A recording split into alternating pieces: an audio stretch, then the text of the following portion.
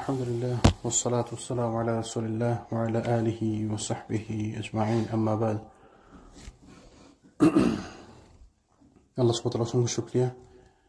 আল্লাহ সুবহানাহু ওয়া তাআলা আমাদেরকে তৌফিক দিয়েছেন রাসূল সাল্লাল্লাহু আলাইহি ওয়াসাল্লামের জীবনী সম্পর্কে জানার জন্য, একত্রিত হওয়ার জন্য তৌফিক দিয়েছেন, আলহামদুলিল্লাহ। আজকে মে মাস, এখন গত বছর মে মাসে আমরা শুরু করছিলাম আমাদের সিরা জার্নি। তো এক বছর হয়ে গেছে, আলহামদুলিল্লাহ। আমরা কন্টিনিউ করতেছি, আল্লাহ আমাদেরকে তৌফিক দিচ্ছেন, তো অনেক বড় পাওয়া আমাদের জন্য।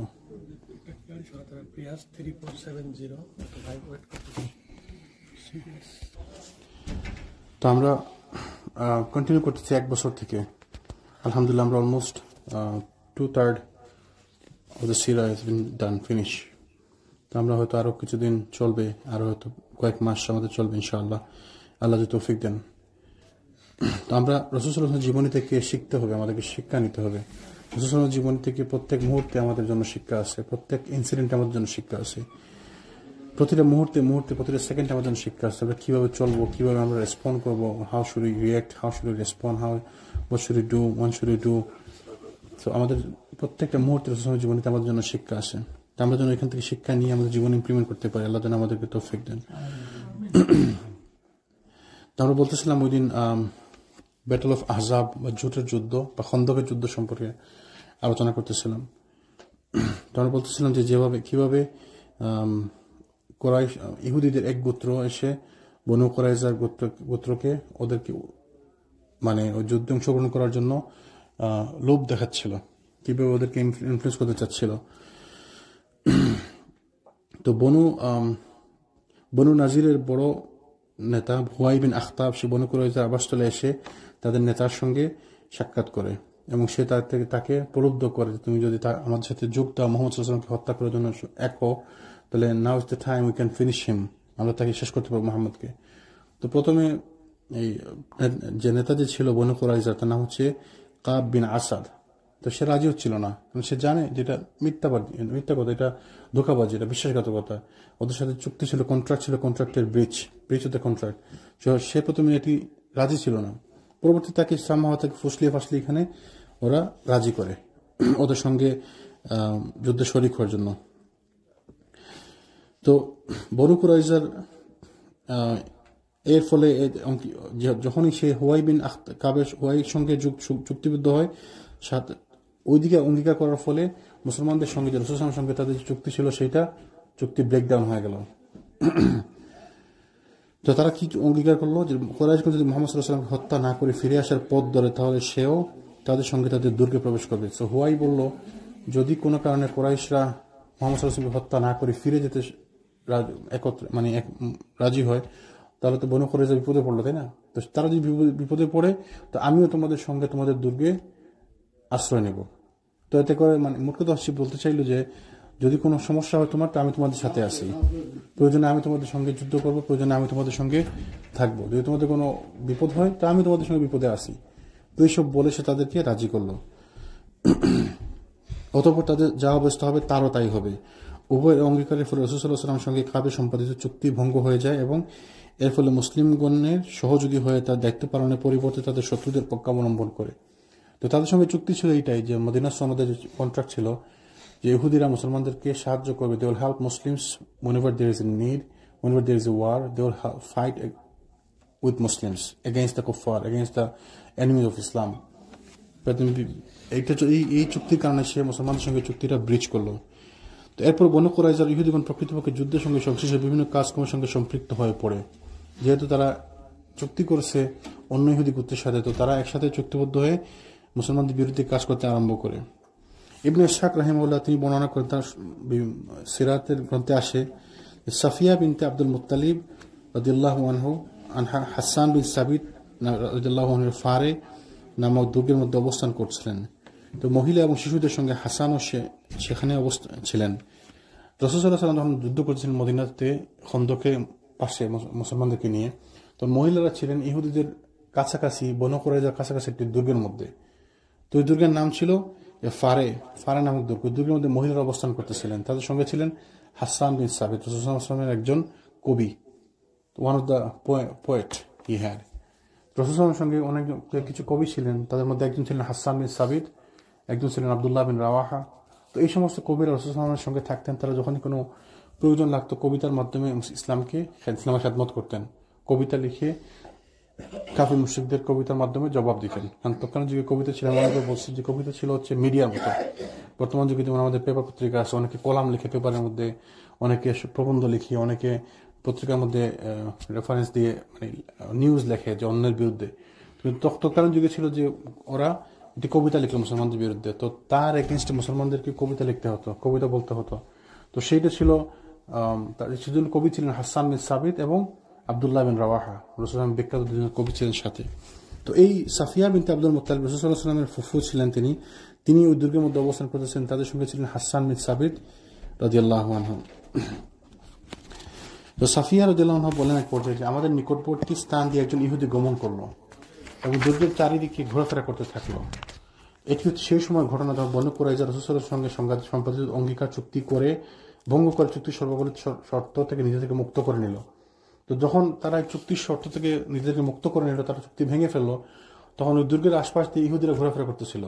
তো সাফিয়া রাদিয়াল্লাহু আনহা দেখে তার হাসানকে বললেন যে ওরা তো দুর্গের আশেপাশে ঘোরাফেরা করতেছে, আর মুসলমানরা আসলে মহিলারা তো এখানে ছিলেন, তারা একদমই রক্ষিত, একদমই কোনো প্রোটেকশন ছাড়া। কারণ এটা তো মদিনার ভিতরে, তারা তো আমাদের দুর্গে অবস্থান করছেন, পাশে ছিল আমাদের ইহুদি মিত্ররা, ওরা তো আমাদের মিত্র তখন পর্যন্ত। কিন্তু হঠাৎ করে ওরা চুক্তি ভঙ্গ করার কারণে তারা আমাদের শত্রুতে পরিণত হলো। তো তিনি বলেন যে আমাদের এবং তাদের মধ্যে এমন কেউ ছিল না যে তাদের আক্রমণ প্রতিরোধ করতে পারে। সাফিয়া রাদিয়াল্লাহু আনহা বলতেছেন যে আমাদের এবং তাদের মধ্যে কেউ ছিল না যে আক্রমণ প্রতিরোধ করতে পারে, কারণ সব মহিলারা ছিল এখানে, বাচ্চারা মহিলারা ছিল, আর ওইদিকে হচ্ছে কুরাইশ মানে ইহুদিরা। রাসূল সাল্লাল্লাহু আলাইহি ওয়াসাল্লাম মুসলিমগণকে নিয়ে শত্রুদের মোকাবেলায় ব্যস্ত ছিলেন, আমাদের নিকটে আসতে পারতেন না। এই জন্য আমি বললাম যে হে হাসান, আপনি তো দেখতে পাচ্ছেন যে ইহুদির আমাদের দুর্গের চতুর্দিকে ঘোরাফেরা করছে। আল্লাহর কসম আমি আশঙ্কা করছি যে ব্যক্তি অন্যান্য ইহুদিদেরকে আমাদেরকে দুর্বলতা সম্পর্কে সচেতন করে দেবে। এদিকে রাসূল সাল্লাল্লাহু আলাইহি ওয়াসাল্লাম সাহাবায়ে কেরাম শত্রুর মোকাবেলায় এতই ব্যস্ত রয়েছেন যে তারা আমাদের সাহায্যে এগিয়ে আসতে পারবেন না, সুতরাং আপনি গিয়ে তাকে হত্যা করে আসুন। তো সাফিয়া বলছেন যে এরা যদি সুযোগ পায় তো অন্যদেরকে বলে দিবে যে আমরা দুর্বল অবস্থায় আছি, আপনি যান, গিয়ে তাকে হত্যা করুন। তো এতে উদ্দেশ্য কি? একে তো আমাদের প্রোটেকশনের ব্যাপার আছে, প্লাস তারাও বুঝতে পারবে যে আমরা আসলে দুর্বল না। তো এই জন্য রাসূল সাল্লাল্লাহু আলাইহি ওয়াসাল্লামের সাহাবিয়া মহিলারা যারা ছিলেন, সুবহানাল্লাহ, তারা অ্যামেজিং ছিলেন এক একজন। They were amazing, that's why তারা রাদিয়াল্লাহু আনহুম ওয়া রাদু আনহু আজমাইন, আল্লাহ তাদের উপর সন্তুষ্ট, তারাও আল্লাহর প্রতি সন্তুষ্ট, আলহামদুলিল্লাহ। তো উত্তরে হাসান বললেন যে আল্লাহর কসম আপনি জানেন যে আমি এই কাজের লোক নই। হাসান হচ্ছেন কবি মানুষ, তিনি এই কাজের লোক। তিনি বলেন যে আমি তো এই কাজের লোক না, আপনি জানেন। সবাইকে দিয়ে সব কাজ তো হয় না, তাই না? তো তিনি কবি মানুষ, তিনি যুদ্ধে অংশগ্রহণ করতে পারবেন না, তিনি যোদ্ধা না। তো তিনি ভয়ে বললেন যে আমি তো আসলে কাজের লোক না, আপনি তো জানেন। তো সাফিয়া বলেন যে আমি নিজে এখন কোমর বাঁধলাম। তিনি নিজেই রাজি তৈরি হলেন যে হত্যা করবেন সাফিয়া। তো তিনি আব্দুল মুত্তালিবের মেয়ে, রাসূল সাল্লাল্লাহু আলাইহি ওয়াসাল্লামের ফুফু, তো বংশ হিসেবে তিনি বিশাল বংশের লোক, সুবহানাল্লাহ। তো তিনি তারপর স্তম্ভের একটি কাঠ হাতে নিলেন, একটি কাঠ খণ্ড হাতে নিলেন এবং দুর্গ হতে বের হয়ে ইহুদির কাছে গেলাম এবং তারপর ওই কাঠ ধারা আঘাত করে তার দফা শেষ করে দিয়ে দিলাম এবং দুর্গে ফিরে এসে হাসানকে বললেন যে যান, এখন তার অস্ত্র এবং আসবাবপত্রগুলো নিয়ে আসুন। তো সে পুরুষ লোক বলে আমি তার অস্ত্র খুলিনি। একথা শুনে হাসান বললেন যে তার অস্ত্র এবং আসবাবপত্র আমার কোনো প্রয়োজন নেই। তো সাফিয়া রাদিয়াল্লাহু আনহা তিনি নিজে গিয়ে ওই লোককে হত্যা করলেন, আঘাত করে তাকে হত্যা করলেন। বললেন যে আসার পরে বললেন যে ঠিক আছে, এখন যান, আপনি তার অস্ত্র এবং আসবাবপত্রগুলো নিয়ে আসুন, এগুলো তখন গনিমতের মাল আমাদের। তো হাসান তিনি এমন দুর্বল লোক, তিনি বলেন না, আমি এগুলো দিতে পারবো না, এগুলো আমার প্রয়োজন নেই।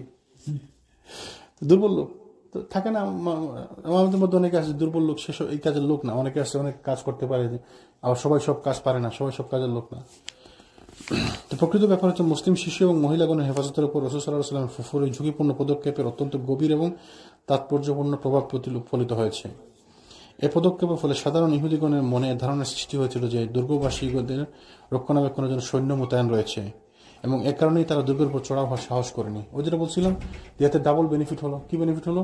একে তো হত্যা করলো, ও এখন আর আক্রমণের ভয় নাই। দ্বিতীয়ত তারা বুঝতে পারলো, তাদের মনে একটা ভয় থাকবে যে নিশ্চয়ই এখানে কোনো পাহারা আছে, নিশ্চয়ই এখানে কোনো সিকিউরিটি আছে, নাহলে এদের কাছে যাওয়া যাবে না, নাহলে আমাদের একটা লোক হত্যা করছে। তো এই জন্য তারা আসলে ওই আগায়নি, মুসলমানদের হত্যা ওই দুর্গে আক্রমণ করার জন্য আগায়নি। নাহলে কিন্তু যদি তারা আসতো দুর্গে আক্রমণ করার জন্য, তাহলে দুর্গটা কিন্তু পুরো রক্ষিত ছিল, শুধু মহিলারা আর দুর্বল যারা ছিল ওই হাসান বিন সাবিত রাদিয়াল্লাহু তার মতো, যারা একদম দুর্বল, যারা একদম ওই কাজের লোক না, যোদ্ধা না এরা, যেটি আল্লাহ সুবহানাহু ওয়া তাআলার পক্ষ থেকে একটি মানে ওই যে অনেক সময় আল্লাহ সুবহানাহু ওয়া তাআলা মানুষের মনের মধ্যে একটি ইলহাম করে কোনো কাজ করার জন্য, তো মানুষ এই কাজ করে যেটা আল্লাহর পক্ষ থেকে সুরক্ষা। ওই তিনি যদি কাজটা না করতে তাহলে মুসলমানের বিপদে পড়তো, তাকে যে আল্লাহ সুবহানাহু ওয়া তাআলা বুদ্ধি করিয়ে এই কাজটা করালেন, তো মুসলমানদের সুবিধার জন্য, বেনিফিটের জন্য, আলহামদুলিল্লাহ। তবে মূর্তি পূজক আক্রমণকারীদের সঙ্গে তাদের একাত্মতার প্রমাণস্বরূপ তারা তাদের জন্য রসদ সরবরাহ করতে থাকে। ইহুদিরা ওই কুরাইশদেরকে বা অন্যান্য যারা আসছিল তাদের সবাইকে রসদ সংগ্রহ করতে থাকে, মানে সরবরাহ করতে থাকে। কেন? কারণ তারা তো আসছিল যুদ্ধ করার জন্য, তারা তো আসলে এখানে অবস্থান করে মুসলমানদেরকে অবরোধ করে রাখবে। They were not here for siege. Now they are here for siege. They're doing siege. They need their support. They need their food and stuff. So ইহুদিরা করলো কি, ওরা তো লোকাল, তো ওদের কাছে তো সবকিছু আছে, খাবার টাবার আছে, তারা ওদেরকে খাবার সাপ্লাই দিতে লাগলো। মুসলমানদের বিরুদ্ধে গিয়ে মুসলমানদের শত্রুতা করে তারা ওদেরকে খাবার সাপ্লাই দিতে লাগলো, বা রসদ যা প্রয়োজন সব সাপ্লাই দিতে লাগলো। তো এই পর্যন্ত মুসলিম বাহিনী তাদের রসদবাহী 20টি উট আটক করেছিলেন।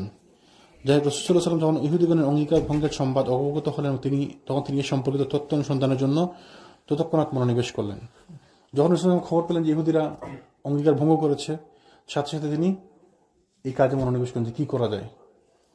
উদ্দেশ্য ছিল বনু কুরাইজার মনোভাব অবহিত হওয়ার পর প্রয়োজন বোধে সে আলোকে সামরিক কৌশল পুনর্বিন্যাস করা, ঠিক করা। এখন তো আমাদের সামনে ছিল শত্রু খালি, এখন তো পিছনেও শত্রু, আগে ছিল মদিনার বাইরে শত্রু, এখন যদি এরা যদি আমাদের বিরুদ্ধে যেত মদিনার ভিতরেও শত্রু, তখন তাহলে পলিসি চেঞ্জ করতে হবে, তখন প্ল্যান চেঞ্জ করতে হবে। তো এই ব্যাপারে অনুসন্ধানের জন্য তিনি সাদ বিন মুআজ, সাদ বিন উবাদা, আব্দুল্লাহ বিন রাওয়াহা এবং খাওয়াত বিন জুবাইর রাদিয়াল্লাহু আনহুকে প্রেরণ করেন। 4 জন সাহাবীকে তিনি প্রেরণ করেন, সাদ বিন মুআজ, সাদ বিন উবাদা, এই আব্দুল্লাহ বিন রাওয়াহা এবং খাওয়াত বিন জুবাইর রাদিয়াল্লাহু আনহুকে প্রেরণ করেন। বনু কুরাইজা সম্পর্কে যে তথ্য পরিবেশিত হয়েছে যা সঠিক না মিথ্যা সে ব্যাপারে অনুসন্ধান চালানোর জন্য তিনি তাদেরকে পরামর্শ দেন। যদি সঠিক হয় তাহলে আবাস ইঙ্গিতে শুধু তার কাছে তা ব্যক্ত করার জন্য পরামর্শ দেন। সৈন্যদের মনোবল অটুট রাখার জন্যই এ ব্যবস্থা। পক্ষান্তর যদি তারা অঙ্গীকার মান্য করে চলে তাহলে সর্বসমক্ষে প্রকাশ এবং আলোচনা করার জন্য পরামর্শ দান করেন। সুবহানাল্লাহ, কি বিশাল হিকমত, বুঝতে পারছেন? তাদেরকে পাঠালেন, বললেন তোমরা খবর নিয়ে আসো, যদি কোনো নেগেটিভ খবর থাকে, যদি ওরা বিরোধিতা করে আমাদের অঙ্গীকার ভঙ্গ করে আমাদের বিরুদ্ধে যেত, শুধু এসে আমাকে বলবা, কাউকে বলার দরকার নেই। আর যদি তারা আমাদের পক্ষে থাকে তাহলে এটা ওপেনলি সবাইকে বলবা, সবাইকে জানাই দিবা, অ্যানাউন্স করে দিবা। দেখেন হিকমত, দেখেন রাসূল সাল্লাল্লাহু আলাইহি ওয়াসাল্লাম। তো লিডার কিরকম হয়? তখন অনেকে আবার কমপ্লেন করে যে আমাদেরকে জানাইলো না, আমি ওই জিনিসটা জানলাম না। সবাইকে সব ক্ষেত্রে জানানো লাগে না, সবাইকে সব ক্ষেত্রে জানাতে হয় না। তো এই জন্য লিডার সেপারেট, লিডারের ব্যাপারটা হচ্ছে ভিন্ন, শাসকের ব্যাপারটা হচ্ছে ভিন্ন, শাসকের বিচারও ভিন্ন, শাসকের আদালতও ভিন্ন। যে কিয়ামতের দিন শাসকের বিচারটাও হবে ভিন্ন। আমাকে মদিনাতে আমাদের এক ভাতিজা, মদিনার একটা মসজিদের ইমাম, সে আমাকে বলছিল এবার কথা যে আঙ্কেল ওই শাসকদের নিয়ে আমাদের কথা বলার দরকার নেই, শাসকদের হিসাবও ভিন্ন, শাসকদের কিয়ামতের সময় তাদের হিসাবটাও হবে ভিন্ন, তাদের বিচারটাও হবে ভিন্ন। আমার আপনার মতো শাসকের বিচার হবে না, শাসকের মর্যাদাও ভিন্ন। শাসক যদি ঠিকমতো শাসন করে থাকে তাহলে আল্লাহ আরশের ছায়া নিচে সে ছায়া পাবে। তো তার মানে সে আমার আপনার মতো না। যে লিডার যে হয়েছে তার মর্যাদা আমার মর্যাদা সমান না, তার আমার স্কেল সমান না। সে যদি ভালো কাজ করে তাহলে পুরস্কার তার আমার থেকে অনেক বেশি, আর সে যদি খারাপ কাজ করে তাহলে তার হিসাবও অনেক খারাপ আমার থেকে। যেহেতু দায়িত্ব বেশি, তার রেসপন্সিবিলিটি বেশি, তার পুরস্কারও বেশি, তার কষ্টও বেশি। তো এই জন্য দেখেন কি সুন্দর কথা। যদি সবাই জানে যে ওরা বিরোধিতা করছে আমাদের, তাহলে সবার মন ভেঙে যাবে, সবার মন খারাপ হবে, সবাই দুর্বল হয়ে যাবে। এদের বললেন যে যদি এরকম হয় তো শুধু আমাকে আকার ইঙ্গিতে সে আমাকে বলবা। তা আমরা তো এগুলো বুঝি না। আমাদের হচ্ছে কি, আমাকে বললেন না আপনি, আমাকে জানাইলেন না আপনি, সব কথা আপনাকে জানাইতে হবে, সব কথা সবাইকে বলতে হবে। আমাদের সমাজের যে ব্যবস্থা, কালচার, আমি আপনাদের সাথে এসে আপনি আমাকে জানাইলেন না, আমাকে অপমান করলেন আপনি, না আমি জানি না, এটা তো আমার জানার প্রয়োজন নাই, সব কথা আমাকে বলতে হবে, কোনো কথা নেই। যার যে কথা জানা দরকার সে কথা জানবে, এবং এইটাই সুন্নাত। দেখেন রাসূল আমাদের সামনে জলজন্ত প্রমাণ। কি বললেন যে তোমরা যাও, যদি পজিটিভ নেগেটিভ কোনো নিউজ থাকে তো শুধু এসে আমাকে বলবা, আর পজিটিভ থাকলে সবাইকে বলবা।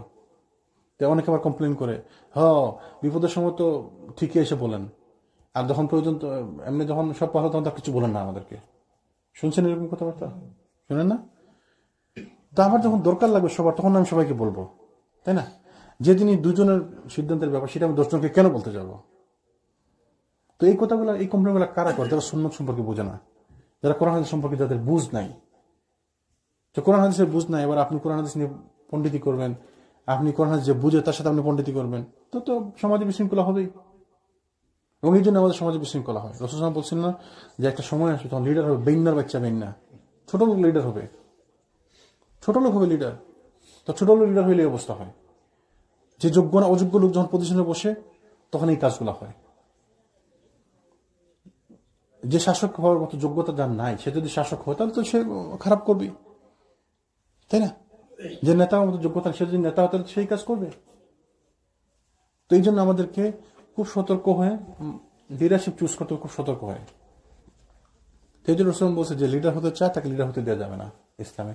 লিডারশিপের ব্যাপারটা ইসলামে বিশাল বড়। এক সাহাবী রাসূল নাই করছে, তুমি যদি 3 জন থাকে তার মধ্যে তুমি লিডার হবে না, তুমি লিডার হতে পারবা না, দুর্বল মানুষ। তো সবাইকে দিয়ে সব কাজ হয় না। আল্লাহ সুবহানাহু ওয়া তাআলা আমাদের বোঝার তৌফিক দান করেন। এগুলো বিশাল বিশাল ব্যাপার, কিন্তু এগুলো বড় বড় শিক্ষা আমাদের জন্য, বড় বড় লেসন আমাদের জন্য। আমরা বুঝতেছি না, we are not getting it, but these are the big things for us. These are big lessons. There are big lessons for us. যখন তারা বনু কুরাইজার নিকট গিয়ে পৌঁছলেন তখন তাদেরকে চরম বিশৃঙ্খল এবং উত্তেজিত অবস্থায় দেখতে পেলেন। ওই 4 জন সাহাবী গেলেন বনু কুরাইজাতে, তাদেরকে চরম উত্তেজিত এবং বিশৃঙ্খল অবস্থায় দেখতে পেলেন।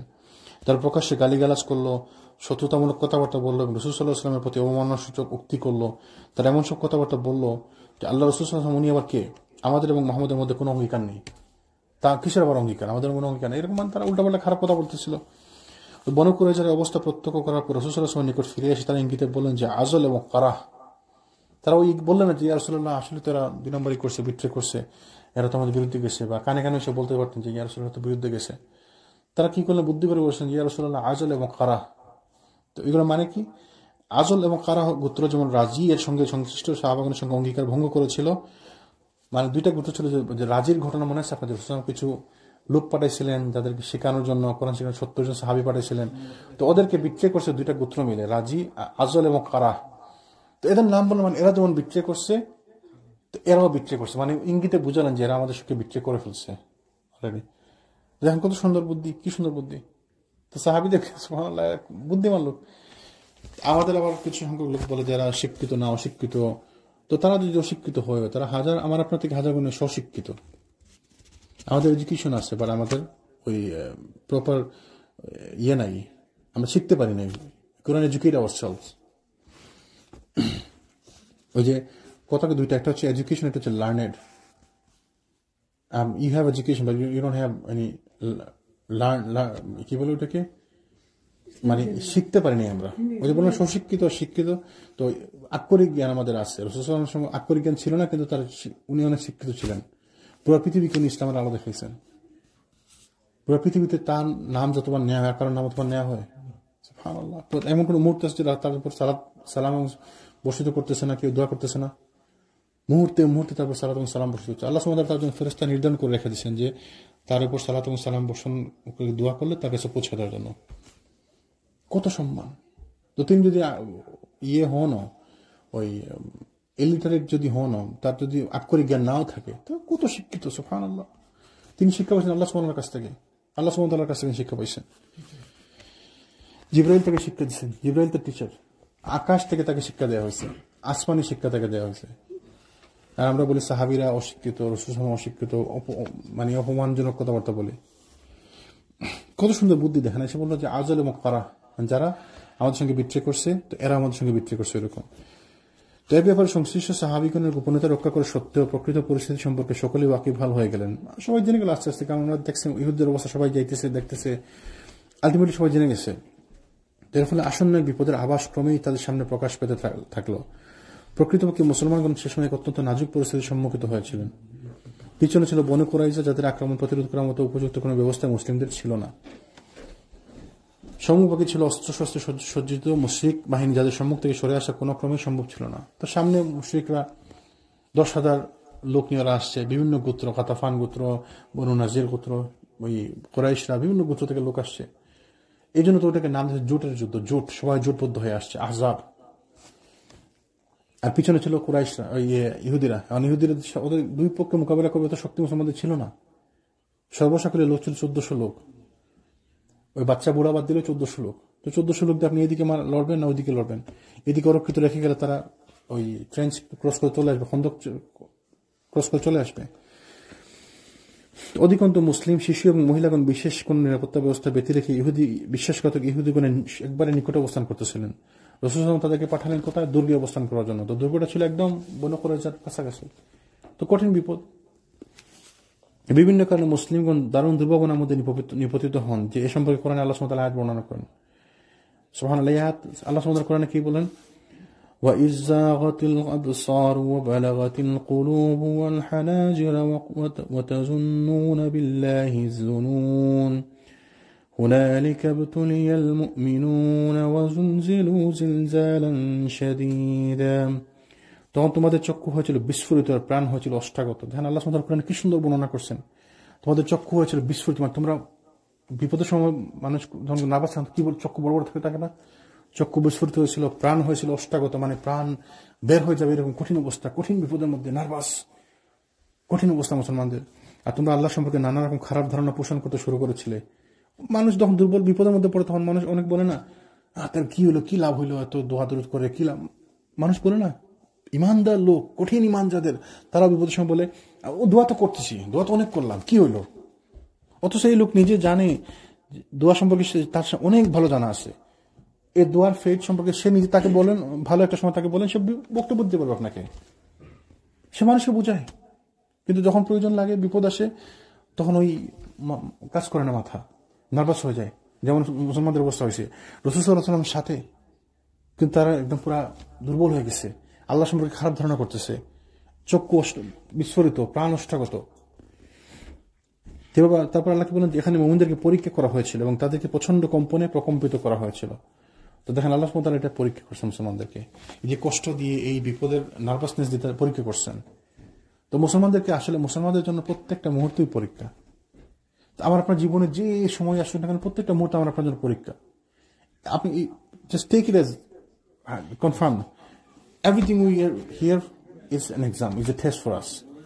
Everything you are doing is a test for you, everything you are going through it's a test for you. আপনি সমস্যার মধ্যে দেখতেছেন, this is a test from আল্লাহ সুবহানাহু ওয়া তাআলা, হাউ ডু ইউ রিঅ্যাক্ট। আপনি পরিস্থিতি কিভাবে রিঅ্যাক্ট করেন। আপনার সম্পদের সমস্যা, আল্লাহ দেখতেছেন যে আপনি ওই সময় কিভাবে আল্লাহকে স্মরণ করেন। আপনার ফ্যামিলিতে সমস্যা, আল্লাহ দেখতেছেন যে হাউ ডু ইউ রিঅ্যাক্ট। আপনার শারীরিক অসুবিধা, আল্লাহ দেখতেছেন যে আপনি তখন কি করবেন। কত মানুষ শরীর খারাপ হলে বলে লাভ হইলো কি, কত দোয়া দূর করলাম, শরীর তো ভালো হইলো না। কিন্তু আসলে তো আল্লাহর পক্ষ থেকে পরীক্ষা। নবী রাসূলদেরকে আল্লাহ অসুস্থতা পরীক্ষা করছেন। ইউসুফ আলাইহিস সালামকে তো তার ভাইয়েরা কূপে ফেলাই দিল, কিন্তু মৃত্যুর জন্য প্রভাব করতেছিলেন, কূপের মধ্যে ফেলাই দিচ্ছে। আল্লাহ নবী আল্লাহ। মুসা আলাইহিস সালাম কোন অবস্থানে সামনে গেলেন, দেখলেন পানি, পিছনে ফেরাউন তার পুত্র নিয়ে, বাহিনী নিয়ে, কি অবস্থা চিন্তা করে। রাসূল সাল্লাল্লাহু আলাইহি ওয়াসাল্লামকে তায়েফে মারতে মারতে রক্ত বের করে ফেলছে। এরা তো নবী, আল্লাহ নবী, এদেরকে আল্লাহ পরীক্ষা করছে। আমি আপনি তো সাধারণ মানুষ, তো আমাকে আপনাকে কি এমনি ছেড়ে দিবে আল্লাহ? সাহাবীরা বলছিল যে আর কবে আল্লাহ সাহায্য আসবে, মাতা নাসরুল্লাহ, কবে আল্লাহ সাহায্য আসবে। তো রাসূল কি বললো, তোমরা এখন উতলা হয়ে গেলা, অথচ আগের উম্মতদেরকে আল্লাহ সুবহানাহু পক্ষ থেকে কত কঠিন পরীক্ষা দিতে হয়েছিল। লোহার চিরুনি তাদেরকে শরীর থেকে মাংস খুলে নিয়ে গেছে। তো আমাদের তো কিচ্ছু করা হয়নি এখনো। সাহাবীদের তো তাও কষ্ট করতে হয়েছে অনেক। আমরা কি কষ্ট পেলাম? নাথিং, কোনো কষ্ট নেই আমাদেরকে। আপনাকে যদি আজকে নামাজ পড়তে না দিয়ে আপনি যে সু করবেন, আপনি সু করতে পারবেন যে ডিসক্রিমিনেশন।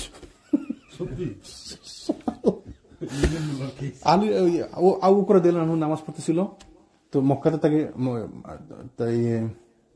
কই জানি গেছিল, ওই থেকে আবিসিনিয়া থেকে যতজন আবু বকর বাইরে ছিল শেষের দিকে।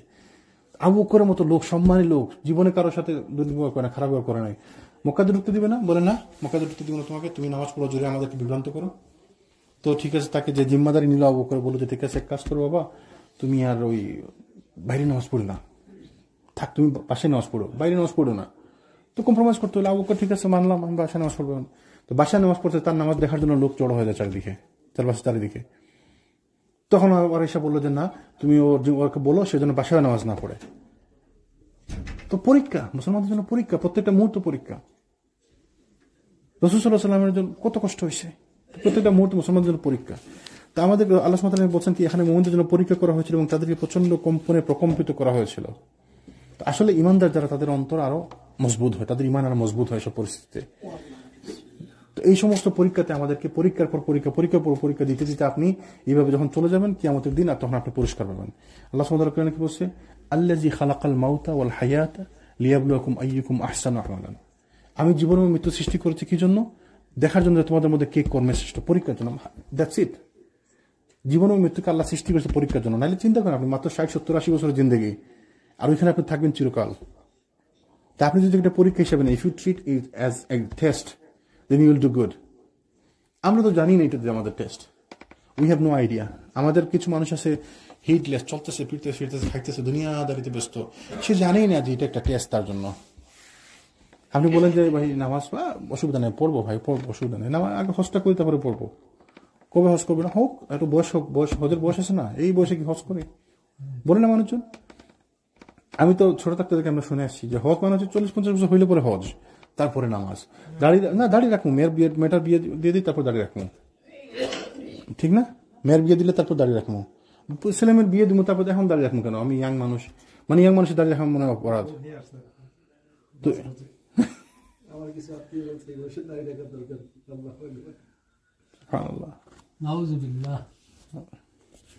দাড়ি রাসূল সাল্লাল্লাহু আলাইহি ওয়াসাল্লামের সুন্নাত, আল্লাহ রাসূলের নির্দেশ, ওয়াজিব। প্রত্যেক নবীদের দাড়ি ছিল, প্রত্যেক নবীর দাড়ি ছিল। দাড়ি হচ্ছে ফিতরত।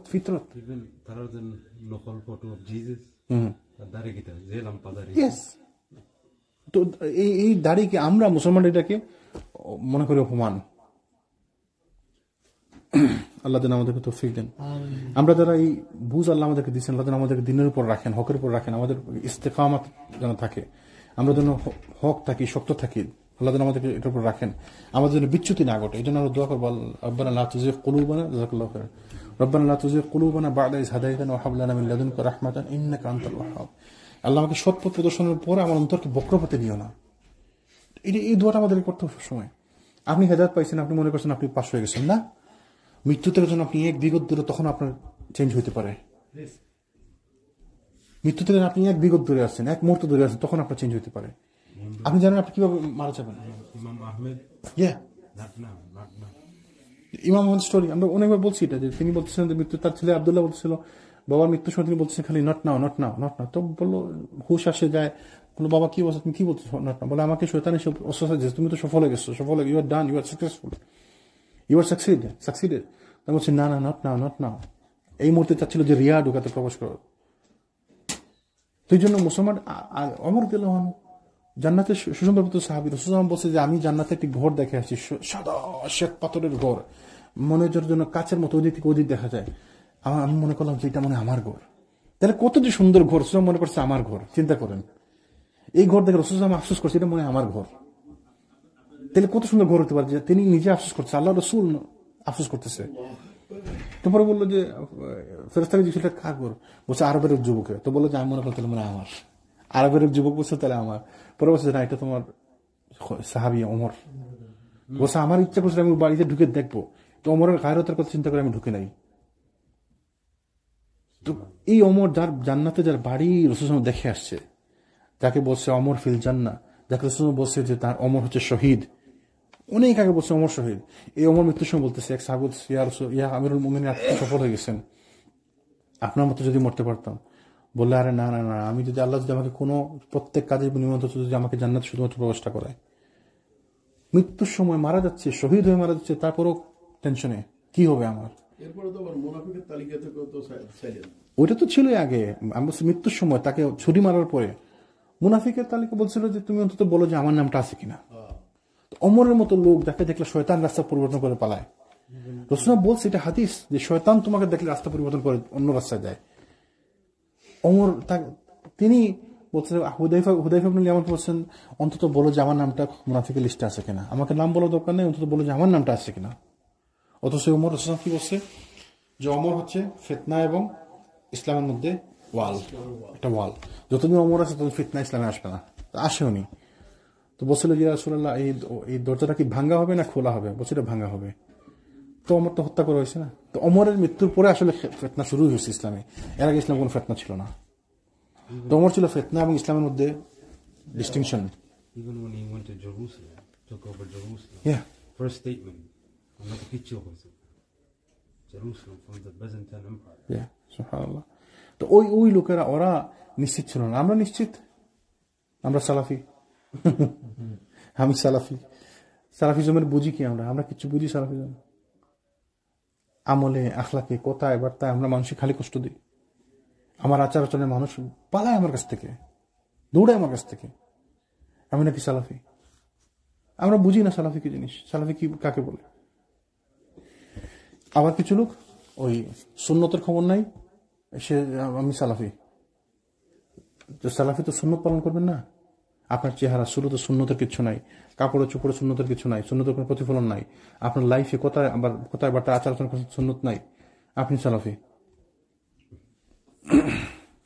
আমাদেরকে কিছু বই পড়তে হবে। ওই ইনশাল্লাহ যদি আল্লাহ সুযোগ দেন আমি হয়তো কখনো চেষ্টা করবো। শেখ সালিম আল বাজমুল রহিমাউল্লাহ হাফিজাউল্লাহ, তিনি উম্মুল কুরা ইউনিভার্সিটির প্রফেসর। শেখ সালিম বাজমুল একটি বই লিখছেন যে এটি সালাফদের মানহাজ নয়, this is not from the মানহাজ অফ সালাফ। একটা বই লিখছে, আমার কাছে আছে, বাসায় বইটা আনাইছে বাংলাদেশ থেকে, বাংলা ইংলিশও আছে, যদি কোনো সুযোগ হয়। Yeah, a couple years ago.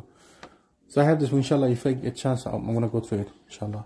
তিনি বলছেন প্রত্যেকটা পেরির মধ্যে এটি সালাফদের মানহাজ নয় বলে কিছু কাজ লিখছেন যে এই কাজগুলা এটি সালাফদের মানহাজ নয়। তা আমরা বুঝি না সালাফদের মানহাজ কি জিনিস, আমাদের এগুলো জানতে হবে। তারপরে আমাদের শেখ আব্দুল হামিদ ফাইজি হাফিজাউল্লাহ একটা বই লিখছে, সালাফি হন প্রকৃত সালাফি, এটা বই লিখছে। যদি আমি আমার কাছে আসেন পিডিএফটা পাঠাবো, সুযোগ হয়তো পড়ে, আমরা তো পড়ি না, আমরা তো আসলে খেয়ানত করতেছি। ইন্ডিয়ান। তো উনি লিখছে যে প্রকৃত সালাফি হন, প্রকৃত সালাফি হন। খুব লেখালেখি করে, 2-250 বই লিখছে। সুবহানাল্লাহ, বইগুলো এত সুন্দর তার লেখনীগুলা, একদম মানে কি বলে যে মনে যেন একদম আপনার ভাষায় লিখছে, আপনার জন্য লিখছে, আমার জন্য লিখছে। এটা এত সুন্দর, মানে সিম্পল ল্যাঙ্গুয়েজ, এত সুন্দর লিখছে। ওই যে মানে পড়লে বুঝবেন যেটা মনে বাংলায় লিখছে, এত সুন্দর সিম্পল লিখছে আর কি, খুব সুন্দর লিখছে উনি। ওনার বইগুলো পড়বেন, চেষ্টা করবেন। হ্যাঁ, উনি বাংলা, মানে বললাম আর কি, যে কথার কথা আর কি, মনে হয় বাংলায় লিখছে, মানে এত সুন্দর সহজ করে লিখছে, এত সহজ ভাষায় লিখছে। অনেক বাংলা আছে কঠিন ভাষা, যেমন আপনি যে কোরআনের তাফসীর যদি খুলেন, হ্যাঁ একটু কঠিন, ল্যাঙ্গুয়েজগুলো একটু কঠিন। তো কোরআনের তাফসীর যদি, কোরআন অর্থ যদি খোলেন, পুরানা কোরআন অর্থগুলা দেখবেন পরন্তু, বরঞ্চ, মানে কঠিন শব্দগুলো আছে। কিন্তু ওই কিছু বই আছে সুন্দর সিম্পল ল্যাঙ্গুয়েজ। আব্দুল হামিদ ফাইজি হাফিজাউল্লাহ বইগুলো সুন্দর, সুযোগ পেলে পড়বেন, ভালো। ওনার বইগুলো পিডিএফ আছে, সব বইয়ের পিডিএফ আছে মোটামুটি, সুযোগ পেলে পড়বেন, খুব সুন্দর বই লিখে। আমাদের গ্রামের যেগুলো আছে ইমাম, এরা হচ্ছে গীবতের গুডাউন। না, উনি কত সুন্দর কিছু বই লিখছে। হ্যাঁ, উনি সুন্দর কিছু বই লিখছে। ওনার বইগুলো মানে সাধারণত রাইটাররা কি লেখে, সব শুধু শিরিক বিদ্যা সম্পর্কে। উনি শিরিক বিদ্যা সম্পর্কে লিখছে, আকীদা মানহাজ সম্পর্কে লিখছে, কিছু বই লিখছে একদম মানে জীবনের সাথে প্রয়োজনে। যেমন একটা বই লিখছে বিনা পণ্যের বউ, মনে হয় যেন উপন্যাসের নাম, তাই না? বিনা পণ্যের বউ, ওই যে যৌতুকের বিরুদ্ধে লিখছে। সুন্দর কিছু বই আছে তার, মানে এত সুন্দর, বিষে ভরা ফুল, মনে যেন উপন্যাস লিখছে, কিন্তু আসলে কিন্তু সুন্দর, মানে প্র্যাকটিক্যাল আর কি, প্র্যাকটিক্যাল বইগুলো লিখছে, কোরআন হাদিস ভিত্তিক প্র্যাকটিক্যাল বইগুলো লিখছে। তো আমাদের দরকার এগুলো আসলে। তো আল্লাহ সুবহানাহু ওয়া তাআলা মুমিনদেরকে পরীক্ষা করতেছিলেন এইসব মাধ্যমে, কষ্টের মাধ্যমে বা নার্ভাসনেসের মাধ্যমে। এমনই জটিল এক পরিস্থিতির প্রেক্ষাপটে কতগুলো মুনাফিক মাথাচাড়া দিয়ে উঠলো। তো মুনাফিকদের কাজ হচ্ছে এটা, যখন বিপদ হয় তখন তারা আবার দাঁড়ায় যায়, হ্যাঁ বলছিলাম না, দেখছো, এর মুনাফিকদের কাজ। এরকম মুনাফিক আজকেও আছে। আপনি বিপদে পড়বেন, আপনি একটা ভালো কাজ করতে গেছেন, আপনার পা ফসকাইছে, হ্যাঁ বলছিলাম না আমি, আমার কথা শুনেন নাই। তো এই সেই মুনাফিকদের কাজ, এটা চরিত্র মুনাফিকদের। দেখেন, তার মাথা ছাড়া দিয়ে তারা বলতে লাগলো যে মোহাম্মদ এবং সাল্লাল্লাহু আলাইহি ওয়াসাল্লাম আমাদের সঙ্গে ওয়াদা করতেন যে আমরা কায়সার এবং কিসরার ধর্মভাণ্ডার ভোগ করবো, অথচ এখন অবস্থা হচ্ছে প্রস্রাব এবং পায়খানার জন্য বের হলো জীবনের ভয়। তো মোহাম্মদ আমাদেরকে কি ওয়াদা করলো? কিসরা এবং কায়সারের সম্পদ আমরা ভোগ করবো, মানে পারস্য, রোম, এগুলো আমরা উপভোগ করবো, এদেরকে আমরা ওই সমস্ত জায়গা ও সম্পদ আমরা ভোগ করবো। এখন আমরা প্রস্রাব পায়খানা বের করতে পারতেছি না, এর জীবনের ভয়। তো কথা তো সত্য, কিন্তু এদের এই পরিস্থিতি বলা যায়? তা আমরা, আমাদের অবস্থা এটা, আমরা পরিস্থিতি বুঝি না, কখন কোনটা বলা উচিত, কখন কোনটা না বলা উচিত। তো কোনো কোনো মুনাফিক তাদের সম্প্রদায়ের নিকট এমন কথা বললো যে আমাদের ঘর বাড়িগুলো শত্রুদের সামনে খোলা পড়ে রয়েছে, সুতরাং আমাদেরকে আমাদের বাড়ি ঘরে ফিরে যাওয়ার অনুমতি দেওয়া হোক, আমাদের ঘর বাড়িগুলো অরক্ষিত আছে, আমাদেরকে ফিরে যেতে দেওয়া হোক। কোরআন আল্লাহ সুবহানাহু ওয়া তাআলা মেনশন করেছে কথাগুলো, আমাদের বাড়িঘর অরক্ষিত, আমাদেরকে ফিরে যেতে দেওয়া হোক, আমরা চলে যাব, সুতরাং আমাদেরকে অনুমতি দেওয়া হোক বাড়িতে ফিরে যাওয়ার। সে সময় পরিস্থিতি এমন এক পর্যায়ে দাঁড়ালো যে বনু সালামা গোত্রের লোকজনদের মন ভেঙে গেল এবং তারা ফিরে যাওয়ার চিন্তা ভাবনা করতে লাগলো। তো কিছু লোক তারা চলে যেতে তৈরি হলো। আল্লাহ সুবহানাহু ওয়া তাআলা কোরআনে আয়াত নাযিল করে দিলেন, وَإِذْ يَقُولُ الْمُنَافِقُونَ وَالَّذِينَ فِي قُلُوبِهِم مَّرَضٌ مَّا وَعَدَنَا اللَّهُ وَرَسُولُهُ إِلَّا غُرُورًا وَإِذْ قَالَت طَّائِفَةٌ مِّنْهُمْ يَا أَهْلَ يَثْرِبَ لا مقام لكم فارجعوا ويستأذنوا فريق منهم النبي يقولون إن بيوتنا عورة وما هي بعورة إن يريدون إلا فرارا। আল্লাহ সুবহানাহু ওয়া তাআলা কি সুন্দর কোরআনে মেনশন করছেন, প্রত্যেকটা যেভাবে ওরা বলছিল। আর স্মরণ করে যখন মুনাফিকরা এবং যাদের অন্তরে রোগ আছে তারা বলছিল, আয়াত আল্লাহ বলছেন, আয়াত কোরআনে আয়াত নাযিল করছেন। আর স্মরণ করো যেভাবে যখন মুনাফিকরা এবং যাদের অন্তরে রোগ রয়েছে তারা বলতেছিল। তো মুনাফিকরা তো মুনাফিক, আর কিছু লোক আছে যাদের অন্তরে রোগ আছে, আর সময় খারাপ কথা বলে, সময় দল বদলায়, দল চেঞ্জ করে, এরকম লোক আছে এবং কিয়ামত পর্যন্ত থাকবে। তারা বলতেছিল আল্লাহ এবং তার রাসূল আমাদেরকে যে ওয়াদা দিয়েছেন তার ধোঁকা ছাড়া আর কিছুই নাই। ওই আমাদের অবস্থা। আমরা যেটা মনে করি, এত দোয়া করতেছি, লাভ হলো কি? আমি তো ভালো কাজ করতে লাভ হলো কি? আমি তো আমার বাচ্চাদেরকে ইসলামিক স্টাডি দিলাম, তো আমার লাভ হলো কি? এবং এইগুলা বাস্তব, শয়তান আমাদেরকে দিয়ে এগুলা চিন্তা করে এইভাবে। এগুলো বাস্তব যে আমি সারা জীবন আমার ছেলেদেরকে দিয়ে মেয়েদেরকে ইসলামিক স্টাডি শিক্ষা দিলাম, পয়সা খরচ করলাম তাদের পিছনে, আমি কি পাইলাম? এবং এটা আমাদের মধ্যে খুব আসে, প্র্যাকটিক্যাল। তো তারা কি বলতেছিল যে আল্লাহ এবং রাসূল আমাদেরকে যে ওয়াদা দিয়েছেন তার ধোঁকা ছাড়া কিছুই না। স্মরণ করো যখন তাদের একদল বলছিল যে হে ইয়াসরিববাসী, তোমরা শত্রুদের আক্রমণের বিরুদ্ধে দাঁড়াতে পারবে না, কাজে তোমরা ফিরে যাও। আর তাদের একদল এই বলে নবীর কাছে অব্যাহত চাচ্ছিল যে আমাদের বাড়িঘর অরক্ষিত, ইন্না বুয়ুতানা আওরা, আমাদের বাড়িঘরগুলো অরক্ষিত। এবং অথচ এগুলো অরক্ষিত ছিল না, আসলে পালিয়ে দেওয়া হয়েছিল তাদের একমাত্র উদ্দেশ্য। আল্লাহ তাদের অন্তরের উদ্দেশ্য প্রকাশ করে দিলেন যে আসলে তো বাড়িঘরগুলো অরক্ষিত ছিল না। সে যে বলতেছিল আমার বাড়িঘর অরক্ষিত, তোমার বাড়িতে কি আছে? তুমি এখানে তোমার বউ দুর্গের মধ্যে, তো বাড়িঘর তো রক্ষিত না আসলে। আর বাড়িঘর কিসের আবার বাড়িঘর? মাটির ঘর, সোয়ানের ঘর, তো আমার বাড়িঘর কি হবে? তো এই আল্লাহ সুবহানাহু ওয়া তাআলা তাদের উদ্দেশ্য বলে দিলেন যে আসলে তাদের উদ্দেশ্য ছিল যুদ্ধক্ষেত্র থেকে পালিয়ে যাওয়া। তো মুনাফিকদের কাজ এটা, ওই যখন প্রয়োজন থাকবে পিছনে সরে যাওয়া, কোনো কাজে এগিয়ে না আসা, ভালো কাজে শরীক না থাকা, মুনাফিকদের কাজ এটা। এই যে মুনাফিকদের কাজ, এই যে আল্লাহ সুবহানাহু ওয়া তাআলা কোরআনে বলছে মুনাফিকরা এরকম করে, এরা মুনাফিক। এদিকে সৈন্যদের অবস্থা এমন ছিল যখন ছিল এরূপ, অন্যদিকে রাসূল সাল্লাল্লাহু আলাইহি ওয়াসাল্লাম বনু কুরাইজা অঙ্গীকার ভঙ্গের সংবাদ অবগত হওয়ার পর কাপড় দ্বারা মুখমণ্ডল আবৃত অবস্থায় দীর্ঘ সময় চিত হয়ে শুয়ে রইলেন। কঠিন অবস্থা। রাসূল চিন্তা করছেন কি করা যায়, তো কাপড় দিয়ে মুখ ঢেকে শুয়ে রয়েছে। অবস্থা কঠিন, আসলে তো কঠিন, কি করা যায়? কোনো মাথা কাজ করতেছে না, কি করা যায়? রাসূল সাল্লাল্লাহু আলাইহি ওয়াসাল্লামের অবস্থা প্রত্যক্ষ করে লোকজন দুর্ভাবনা আরো বৃদ্ধিপ্রাপ্ত হলো।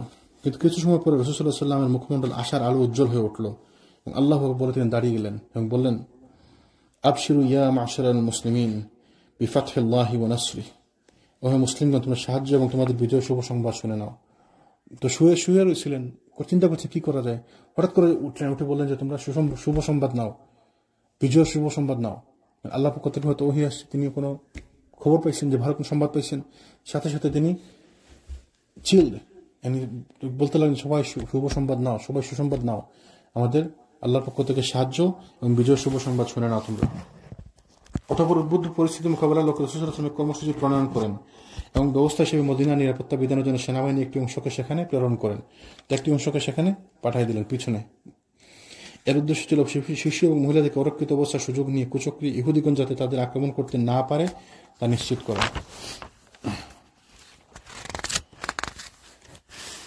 কিন্তু সে সময় কূটনৈতিক পরিস্থিতি পদক্ষেপের প্রয়োজন ছিল, যার মাধ্যমে শত্রুদের বিভিন্ন দলের ঐক্যের মধ্যে ফাটল সৃষ্টির মাধ্যমে এক দলকে অন্য দল থেকে কিছুটা বিচ্ছিন্ন করে ফেলা সম্ভব হয়।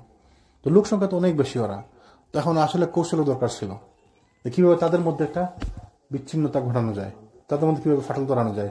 এত লোক, ওরা সবাই একসাথে, আর আমাদের মধ্যে আমরা বিপদের মধ্যে, আমাদের লোক কম, তার মধ্যে আবার কিছু লোক এখন ইহুদিরা বিরোধিতা করতেছে, আবার কিছু লোক বাড়ি চলে যেতে চাচ্ছে, কিছু লোক আবার ভয়ে নার্ভাস হয়ে গেছে। তো পরিস্থিতি খারাপ। তো আসলে প্রয়োজন ছিল ওদের মধ্যে ফাটল ধরানোর জন্য। তো এই প্রেক্ষিতে রাসূল সাল্লাল্লাহু আলাইহি ওয়াসাল্লাম বনু গাতাফান গোত্রের দুই নেতা ওয়াইনা বিন হিসান এবং হারিস বিন আউফের সঙ্গে মদিনায় উৎপাদনের 1/3 অংশ দেওয়ার শর্তে একটি সন্ধি চুক্তি সম্পাদনের মনস্থ করলেন। বনু গাতাফান গোত্রের দুজন নেতাকে ডাকলেন, ডেকে তাদেরকে বলেন যে তোমাদেরকে আমরা মদিনাতে শস্য উৎপাদিত হয় তার 1/3 তোমাকে আমরা দিয়ে দেবো, রাজি তোমাদেরকে। চুক্তি করতে চাইলেন তাদের সঙ্গে যে কোনো প্রমাণে যদি এদের কিছুটা আমাদের সাথে আনা যায়, যার ফলে দুই নেতা নিজ নিজ গোত্রের লোকজনদের নিয়ে যুদ্ধক্ষেত্র পরিত্যাগ করে এবং এই অবস্থা মুসলিমগণ বিচ্ছিন্ন হয়ে পড়ে কুরাইশ বাহিনীর উপর প্রবল পরাক্রমে ঝাঁপিয়ে পড়তে পারে। তো উদ্দেশ্য ছিল এটা যে এরা যদি দুজন নেতা তাদেরকে মানে আমরা দিলাম, বললাম যে তোমাদেরকে আমরা মদিনার যা সম্পদ উৎপাদিত হয় তার 1/3 দিয়ে দিব, তোমরা তোমাদের দুই গোত্রকে নিয়ে চলে যাও। তাহলে হবে কিছু লোক কমবে, প্লাস ওদের মনোবলে ভাঙ্গন ধরবে, তখন আমরা সুযোগ ওদের উপর আক্রমণ করবো। তো এই ছিল উদ্দেশ্য। এই কূটনৈতিক কৌশল সম্পর্কে সলা পরামর্শের এক পর্যায়ে রাসূল সাল্লাল্লাহু আলাইহি ওয়াসাল্লাম সাদ বিন মুআজ এবং সাদ বিন উবাদার সঙ্গে আলোচনা করেন এবং তারা উভয় এক বাক্যে আরজ করেন, পরামর্শ করতেছিলেন যে কি করা যায়, এটা কি করবো ঠিক কিনা। তো সাহাবীদের সাথে আলোচনা করতেছেন। মদিনার আনসারদের মধ্যে যে নেতা সাদ বিন উবাদা, সাদ বিন মুআজ এদের সাথে আলোচনা করতেছিলেন। তারা বলেন, ইয়া রাসূলুল্লাহ, আপনি যদি আল্লাহর তরফ থেকে নির্দেশ লাভ করেন তাহলে কোনো প্রশ্ন ছাড়াই তা স্বীকৃত হবে, আমাদের কোনো অসুবিধা নেই। আর যদি আপনি আমাদের জন্য তা করতে চান তাহলে আমাদের এর কোনো প্রয়োজন নাই। দেখো তো সুন্দর ভদ্রভাবে বলতেছেন, মানে তাদের আসলে এই সিদ্ধান্ত পছন্দ হয়নি, তারা এটাতে একমত না। তো তারা কি বলেন যে ইয়া রাসূলুল্লাহ, যদি এটা আল্লাহর পক্ষ থেকে হয় তো আমাদের কোনো অসুবিধা নেই। আর যদি মনে করেন যে আমাদের জন্য আপনি এটা করতেছেন, যে আমাদেরকে বাঁচানোর জন্য, তাহলে আমাদের এটা প্রয়োজন নাই। আমরা কেন ওদেরকে দিব? এদেরকে আমরা কখনোই দেব না। এদেরকে আমরা এমনি পাত্তা দিই, এদেরকে আমরা কেন দেব?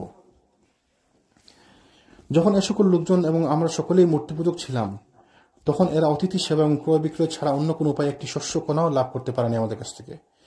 আর এখন আল্লাহ আমাদেরকে ইসলামের নূর দ্বারা ধন্য করেছেন এবং আপনার মাধ্যমে ইজ্জত দান করেছেন, আমরা তাদেরকে নিজ সম্পদ দান করব? আল্লাহর শপথ, আমরা তো তাদেরকে শুধু তলোয়ারের আঘাত করব, তাদেরকে অন্য কিছু দ্বারা আমরা প্রদান করার জন্য প্রস্তুত নই। সুবহানাল্লাহ, দেখেন তাদের ঈমান। বলেন যে আমরা তো যখন কুফরির মধ্যে ছিলাম, মূর্তি পূজায় লিপ্ত ছিলাম, তখন আমরা এদেরকে কিছু দেইনি, মানে এদেরকে আমরা পাত্তাই দিই নাই। আর এখন ইসলামের নূর দ্বারা আল্লাহ আমাদেরকে আলোকিত করছেন, আপনার মাধ্যমে আল্লাহ আমাদেরকে ইজ্জত দিচ্ছেন, আর এখন আমরা এদেরকে দিব? আমরা যুদ্ধ করবো প্রয়োজনে, এদেরকে আমরা কেন দিব? যখন দুর্বল ছিলাম আমরা তখনও দিই নাই, যখন বুঝ ছিল না তখনও দিই নাই। এখন বুঝ আছে, আমাদের ইসলাম দিনই বুঝ আছে, এখন আমরা দিব না? কখনোই না, আমরা দিতে রাজি না এদেরকে। তবে যদি আবার বদ্ধতা দেখেন কি সুন্দর, তবে যদি আল্লাহর পক্ষ থেকে এটা হয়ে থাকে তাহলে আমরা একমত, আপনার সাথে একমত। ওই যে বদর যুদ্ধের সময় রাসূল সাল্লাল্লাহু আলাইহি ওয়াসাল্লাম বলছিলেন যে আমরা এখানে ক্যাম্প করবো, দেখছেন ইয়া রাসূলুল্লাহ, এটাকে আল্লাহর পক্ষ থেকে আসা আদেশ? যদি আল্লাহর পক্ষ থেকে আসা আদেশ তাহলে আলহামদুলিল্লাহ আমি একমত। আর যদি মনে করেন যে না, এটা আপনি একটি কৌশল হিসেবে ঠিক করতে, তাহলে আমার একটা পরামর্শ আছে। দেখেন নেতার সাথে কথা বলার আদব, নেতার সাথে কথা বলতে কিভাবে আদব। তো তিনি তাদের মত গ্রহণ করলেন, তখনও গ্রহণ করলেন, এখনো গ্রহণ করলেন। এই যে নেতার পরিচয়, নেতার কোয়ালিটি। আমি না বলছি তো বলছি, যা বলছি, একবার বলছি ওইটা পিছনে আসবো নাকি? এক সিদ্ধান্তের কারণে ওইটাকে ডিফেন্ড করতে গিয়ে কত খারাপ সিদ্ধান্ত নিতে হয় আমাদেরকে। নেতাজি তার নেতাগিরি রাখতে গিয়ে একটি কথা বলছি তো বলছি, এখন না শুনলে তো অপমান, না শুনলে তো ওই কথা না রাখলে তো মান সম্মান যাবে।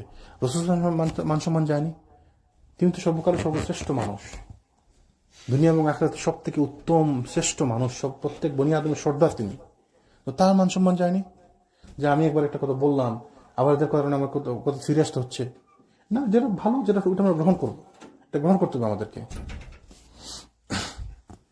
তো রাসূল সাল্লাল্লাহু আলাইহি ওয়াসাল্লাম তাদের মতামতকে সঠিক সাব্যস্ত করেন এবং বললেন, ইন্নামা হুয়া শাইউন আসনাউহুম লাকুম লিমা রাআইতুল আরব, সমগ্র আরব তোমাদের বিরুদ্ধে অস্ত্র ধারণ করেছে বলে শুধু তোমাদের খাতিরে আমি এরূপ করতে চেয়েছিলাম। যা আমি তো আসলে তোমাদের সুবিধার জন্য করতে চাইছিলাম, কারণ পুরো আরববাসী তো চলে আসছে তোমাদেরকে আক্রমণ করার জন্য, আমার জন্য, মানে আসলে তো আমার জন্যই। তো আমার খারাপ লাগছে দেখে আমি তোমাদের জন্য এটা করতে চাইছিলাম, সহজ করার জন্য। কিন্তু আল্লাহ তাআলা দয়াপর অবশ্যই এমন এক ব্যবস্থা অবলম্বন করলেন, শত্রুদের নিজেদের মধ্যে বিপদ এবং বিচ্ছেদ সৃষ্টি হয়ে গেল। তো তিনি এটাতে ফিরে আসলেন, বললেন যে আমি তো চাইছিলাম তোমাদের সুবিধার জন্য, for you guys, but if your জন্য don't want it, I am okay with that. আল্লাহ সুবহানাহু ওয়া তাআলা সাহায্য করলেন কিভাবে? তাদের মধ্যে অটোমেটিক একটা বিশৃঙ্খলা ভাঙন তৈরি হয়ে গেল। তা আপনি যদি ইমানের উপর থাকেন আল্লাহ সাহায্য আসবে। আল্লাহর সাহায্য আসতে কতক্ষণ দেরি? যতক্ষণ আপনার ইমান মজবুত না হয়। আপনার ইমান মজবুত হবে, আল্লাহ সাহায্য আসবে। কিভাবে আসবে আল্লাহ সাহায্য? আপনি দেখবেন আকাশ থেকে ফেরেশতারা আসতেছে নাকি? কখনো ফেরেশতারা এসে সাহায্য করতে পারে, কখনো আল্লাহ অন্যভাবে সাহায্য করবেন, কখনো আল্লাহ বায়ু দ্বারা সাহায্য করবেন, কখনো বাতাস দ্বারা সাহায্য করবেন, কখনো আল্লাহ ওয়েদার দিয়ে সাহায্য করবেন, কখনো আল্লাহ পোকামাকড় দিয়ে সাহায্য করবেন, কখনো আল্লাহ পাখি দিয়ে সাহায্য করবেন, কখনো আল্লাহ বৃষ্টি দিয়ে সাহায্য করবেন, কখনো আল্লাহ অনাবৃষ্টি দিয়ে সাহায্য করবেন, কখনো আল্লাহ তাদের মনে আপনার জন্য ভয় ঢুকিয়ে দেবেন, কখনো তাদের মধ্যে বিচ্ছিন্নতা হবে, ভাঙন তৈরি হবে। যে এখানে ভাঙন তৈরি হচ্ছে তোর মধ্যে, আল্লাহ পক্ষ থেকে সাহায্য, আল্লাহ's হেল্প। তো তাদের নিজেদের মধ্যে বিভেদ এবং বিচ্ছেদ সৃষ্টি হয়ে গেল এবং এর ফলে তাদের সৈন্যদের মনোবল ভেঙে পড়লো এবং প্রখরতা স্তীমিত হয়ে গেল। তো ঘটনা হলো বনু গাতাফান গোত্রের নুআইম ইবনে মাসউদ ইবনে আমির আসজাই রাসূল সাল্লাল্লাহু আলাইহি ওয়াসাল্লামের খিদমতে হাজির হয়ে আরজ করলেন, ইয়া রাসূলুল্লাহ, আমি তো মুসলিম হয়ে গেছি।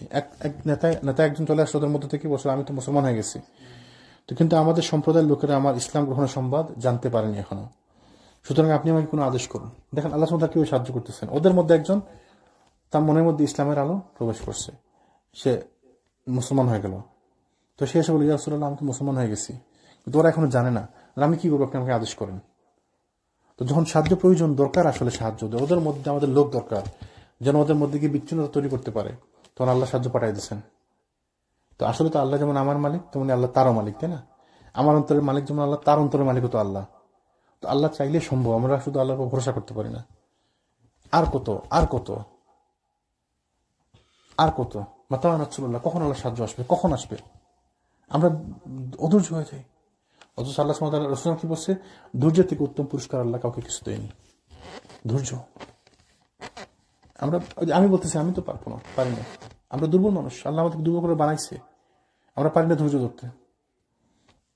অথচ যখন কোনো ঘটনা ঘটে এবং ওই ঘটনা যখন আমরা অনেক পিছনে ফেলে যাই, তখন পিছনে মনে লুক ব্যাক, আমরা চিন্তা করি, হারে যদি ধৈর্য ধরতাম তাহলে ভালো হতো, আসলে এত কিছু ঘটতো না যদি আমরা ধৈর্যটা ধরতে পারতাম। ধৈর্যের থেকে আসলে উত্তম কোনো কিছু নেই। আপনি যদি কোনো প্রয়োজন না থাকে ধৈর্য ধরেন না, দেখেন না, ওই যে নবী বলেন না মাঝে মধ্যে, আগে কিনেন তারপরে বেছেন। তা আপনি আগে শুনেন, আপনি আগে বুঝেন, তারপরে বলেন। তা আমাদের কাজ হচ্ছে শোনা মাত্রই ফার্স্ট করে বলে দিলাম কিছু একটা, তো মুখ থেকে কথা বললে তো বের করলে তার ওটা ফেরত আনা যাবে না। তা আগে শুনেন, একটু বুঝেন, একটু সময় নেন। বলতে তো সমস্যা নেই, বলতে পারেন যে কোনো সময়। তো এই জন্য আমাদেরকে বুঝতে হবে, ধৈর্য ধরতে হবে।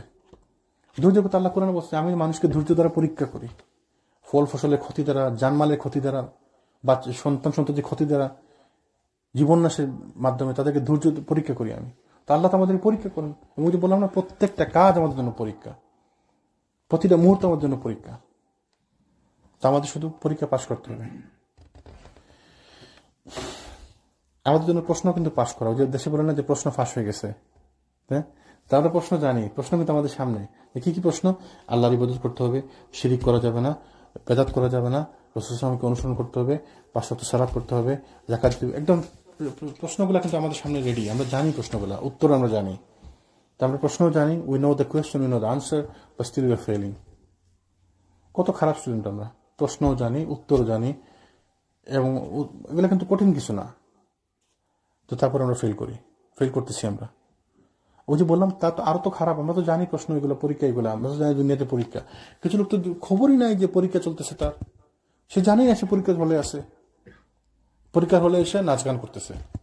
দুনিয়া তো পরীক্ষার হল আপনার জন্য, আপনার জন্য পরীক্ষা কেন্দ্র এটা। আপনি পরীক্ষার হলে, পরীক্ষা কেন্দ্রে এসে আপনি নাচ গান করতেছেন, পাগল, কোনো খবরই নাই তা, বেন্দাজ। পরীক্ষার হলে এসে নাচ গান করতেছে, দুনিয়া নিয়ে ব্যস্ত।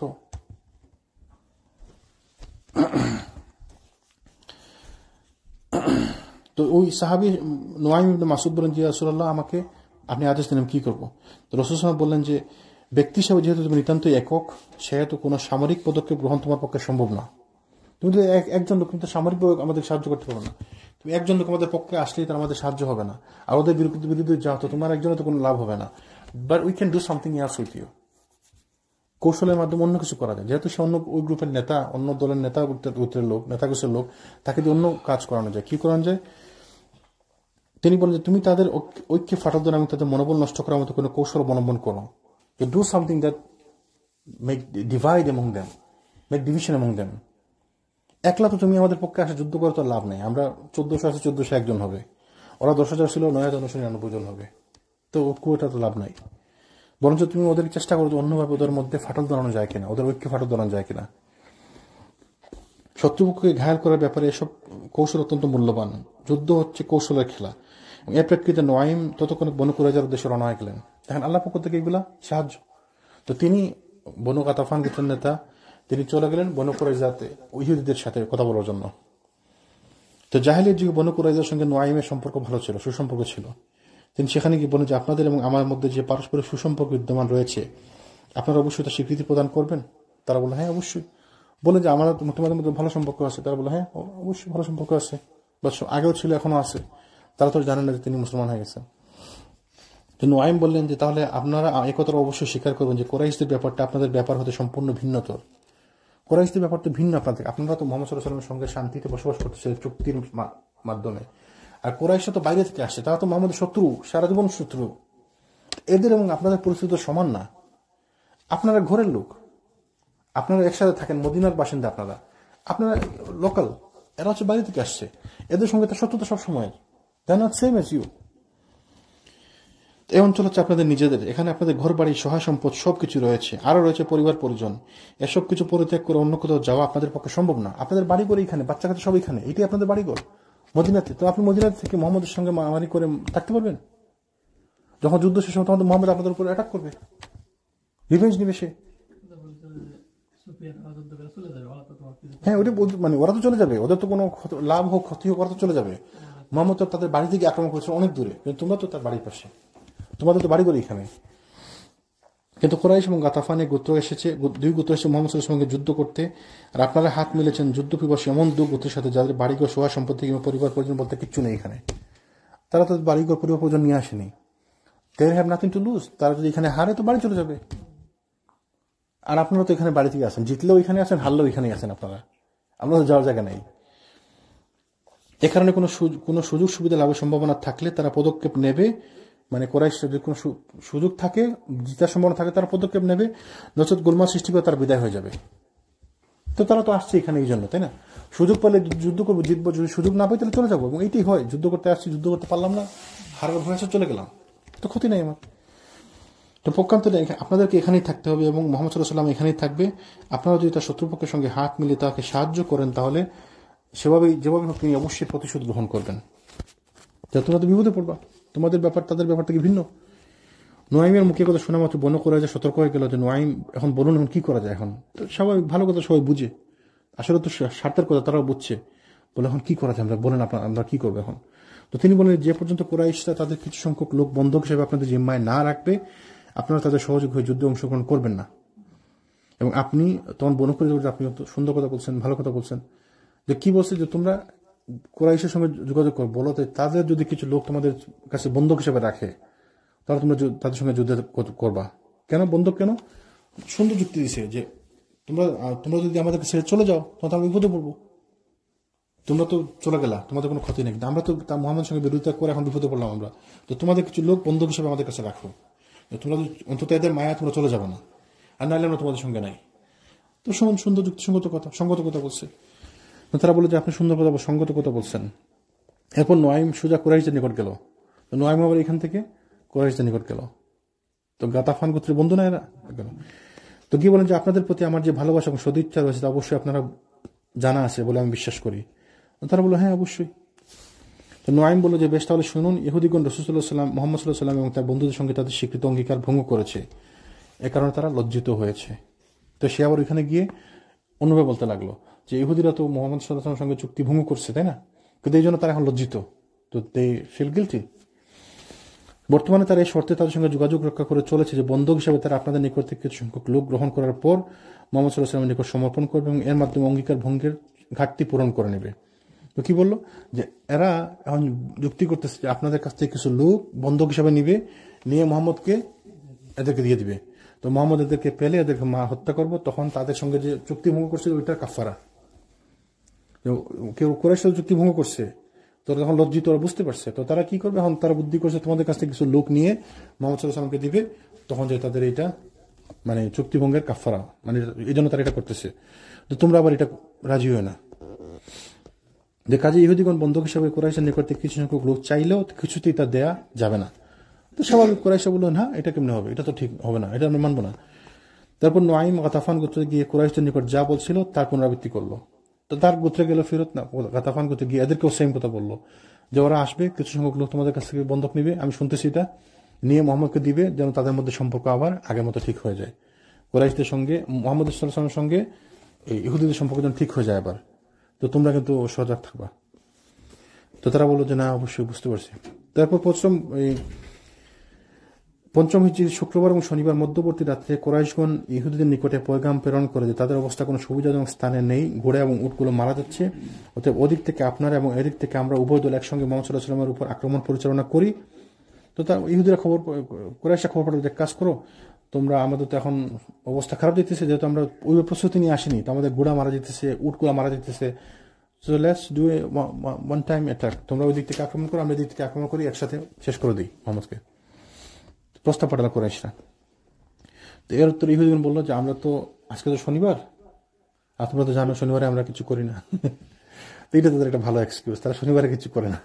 ইহুদিরা ওই যে ফার্মে গেলে দেখছে না, শনিবারে কিন্তু ওরা কিছু করে না। ওই যে বলে দিচ্ছে না, শনিবারে ঈদ হলে আমরা কিছু করবো না, রবিবার হলে আমরা করবো। ওই যে বলছে না ইহুদিরা ফার্মে, শনিবার যদি তোমাদের করবো না, নো আমরা কিছু করবো না। তো শনিবারে তারা কিছু করবে না। তো শনিবার আপনারা অবগত আছেন যে আমাদের পূর্বপুরুষদের মধ্যে দ্বারা এ দিবসের শরীয়তের আদেশ অমান্য করেছিল, কিভাবে তাদের উপর শাস্তি অবতীর্ণ হয়েছিল। অধিকন্তু যতক্ষণ পর্যন্ত আপনারা আপনাদের কিছু সংখ্যক লোক বন্ধক হিসেবে আমাদের নিকট না রাখবেন, ততক্ষণ পর্যন্ত আমরা যুদ্ধে অংশগ্রহণ করবো না। দেখা তো শনিবার, কালকে আমরা কিছু করবো না, প্লাস তোমরা যদি আমাদেরকে কিছু লোক বন্ধক হিসেবে না দাও, তা আমরা তোমাদের সঙ্গে আর যুদ্ধ করবো না। তো তারা তো এটা বলছে তাদের সিকিউরিটি, যেন ওরা আমাদেরকে ফেলে পালিয়ে না যায়। আর ইহুদিরা কুরাইশের শুনে বুঝল, না তো নুআইম তো ঠিকই বলছিল, এরা আমাদের লোকগুলা নিয়ে মোহাম্মদের কাছে হস্তান্তর করবে না, তারা আমাদের বিরোধিতা করতেছে। তো সংবাদ বাহক যখন ইহুদিদের নিকট থেকে এই উত্তর নিয়ে ফেরত এলো, কুরাইশ এবং গাতাফানগণ বলল, আল্লাহর কসম, নুআইম তো সত্যই বলছিল, নুআইম তো সত্যই বলছে। কাজেই তারা ইহুদিগণকে একথা বলে পাঠালো যে আল্লাহর কসম, আপনাদের হাতে কোনো লোককে আমরা বন্ধক রাখবো না, আমরা কোনো লোক তোমাদেরকে দিব না। আসুন আপনারা আমাদের সঙ্গে বেরিয়ে পড়ুন, আমরা উভয় পক্ষ একযুগে দুদিক থেকে মুহাম্মদকে আক্রমণ করি। একথা শুনে বনু কুরাইজার লোকেরা পরস্পরকে বলতে লাগলো যে আল্লাহর কসম, নুআইম তো সত্যই বলেছিল, এরা তো আমাদেরকে লোক দিবে না, তার মানে তারা আমাদের পরোয়া করে না, তাদের যুদ্ধ শেষ, তারা চলে যাবে, বা তারা যুদ্ধ না করে তারা চলে যাবে, আমরা তো বিপদে পড়বো, আমাদের তো কোনো সিকিউরিটি নাই। তো এভাবে উভয় পক্ষে পারস্পরিক সাহায্য সহযোগিতা এবং নির্ভরশীলতার পথ বন্ধ হয়ে সম্পর্কের ক্ষেত্রে ভাঙন সৃষ্টি হয়ে গেল। ফলশ্রুতিতে তাদের সাহস এবং মনোবল ভেঙে পড়লো, তাদের মধ্যে একটা কেওস তৈরি হয়ে গেল, আমি তোমাদের সঙ্গে নাই, তুমি আমাদের সঙ্গে নাই, এই যে একটা মনোমালিন্য সৃষ্টি হয়ে গেল। তো মুসলিমগণ এই সময় আল্লাহ সুবহানাহু ওয়া তাআলার পক্ষে আল্লাহ সুবহানাহু ওয়া তাআলার কাছে দোয়া করতে লাগলেন, আল্লাহুম্মা আস্তুর আওরাতানা ওয়া আমিন রাওআতানা, হে আল্লাহ, আপনি আমাদের দুষ্কৃতিগুলো ডেকে রাখুন এবং আমাদেরকে ভয় ভীতি এবং বিপদাপদ থেকে নিরাপদ রাখুন। কত সুন্দর দোয়া, আমাদের দুষ্কৃতিগুলোকে আপনি ডেকে রাখুন এবং আমাদেরকে বিপদাপদ থেকে নিরাপদ রাখুন। রাসূল সাল্লাল্লাহু আলাইহি ওয়াসাল্লাম দোয়া করতেছিলেন, ওই সময় তিনিও দোয়া করতেছিলেন। তো কি দোয়া করতেছিলেন? আল্লাহুম্মা মুনজিলুল কিতাব সারিউল হিসাব আহজিমিল আহজাব আল্লাহুম্মা আহজিমহুম ওয়া জিলজিলহুম।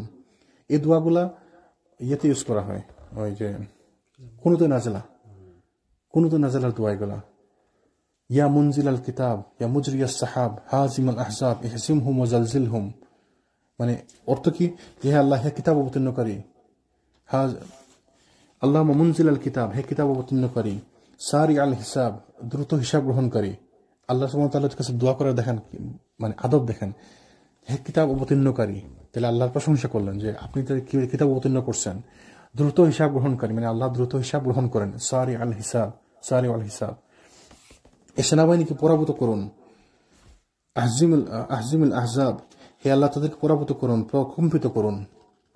এগুলা এই দোয়াগুলা আপনারা খেয়াল আছে কিনা জানি না, আমরাও দোয়াগুলো ইউজ করছি ইয়েতে, ওই যে কুনুতে নাজেলাতে, এবং কুনুতে নাজেলার দোয়া এগুলো যে বিপদের সময় দোয়াগুলো পড়া হয়, এবং এইভাবে এই শব্দগুলো দ্বারা আল্লাহর কাছে দোয়া করা হয়, হাজিমাল আহজাব ইহজিমহুম ওয়া জিলজিলহুম রব্বানা আরিনা ফীহিম আযাইব ওয়া কুদরাতিক। আল্লাহ তাদেরকে আপনি শাস্তি দেন, তাদেরকে ডেস্ট্রয় দেন, আমাদেরকে দেখিয়ে দিন, তাদেরকে শাস্তি দিন, আমাদেরকে দেখিয়ে দিন। এই সমস্ত দোয়ার হাদিসের মধ্যে আসছে, এগুলো দিয়ে কুনুতে নাজিলার দোয়া করা হয়। তো রাসূল সাল্লাল্লাহু আলাইহি ওয়াসাল্লাম দোয়া করতেছিলেন। তো অবশেষে আল্লাহ সুবহানাহু ওয়া তাআলা আল্লাহ আপন রাসূল সাল্লাল্লাহু আলাইহি ওয়াসাল্লাম মুসলমানদের দোয়া কবুল করে মুশরিকদের ঐক্যে ফাটল সৃষ্টি করেন এবং তাদের মনোবল ভেঙে দেন। এইভাবে আস্তে আস্তে যুদ্ধের পরিসমাপ্তি দিকে যায় যুদ্ধ, আহজাবের যুদ্ধ। তো ওই যুদ্ধে আসলে মারামারি হয়নি, ওই যুদ্ধ ছিল স্নায়ু যুদ্ধ, নার্ভাস সিস্টেম যুদ্ধ, স্নায়ু যুদ্ধ, যে কিভাবে আজকে ওরা আসতেছে না, ওরা ওইখানে দাঁড়ায় আছে, আমরা এখানে পাহাড়ে দিতেছি, আমরা নামাজ পড়তে পারতেছি না, ওয়াক্ত মিস হয়ে যেতেছে, পিছন থেকে আমাদেরকে আক্রমণ করবে, কি হবে না হবে, মানে স্নায়ু যুদ্ধ। তো মুসলমানরা আলহামদুলিল্লাহ এই যুদ্ধে বিজয় লাভ করছে। আল্লাহ সুবহানাহু ওয়া তাআলা তাদেরকে, তাদের এটা ছিল ইমানের পরীক্ষা তাদের, তা আল্লাহ তাদেরকে সহায় হয়েছে, তাদের আল্লাহ সুবহানাহু ওয়া তাআলা তাদের দোয়া কবুল করছে আল্লাহ সুবহানাহু ওয়া তাআলা। ইনশাআল্লাহ আমরা আগামী দিন এটা শেষ করে দেবো, তারপর আমরা আলোচনা করবো বনু কুরাইজা যুদ্ধ সম্পর্কে। আল্লাহ যেন আমাদের তৌফিক দেন, আমরা যেন রাসূল সাল্লাল্লাহু জীবন সম্পর্কে জেনে আমরা মেনে চলতে পারি, আমরা যেন আমাদের জীবনে ইমপ্লিমেন্ট করতে পারি। আল্লাহ যেন আমাদেরকে তৌফিক দেন। সুবহানাকাল্লাহুম্মা বিহামদিকা আশহাদু আল্লা ইলাহা ইল্লা আনতা আস্তাগফিরুকা ওয়া আতুবু ইলাইক।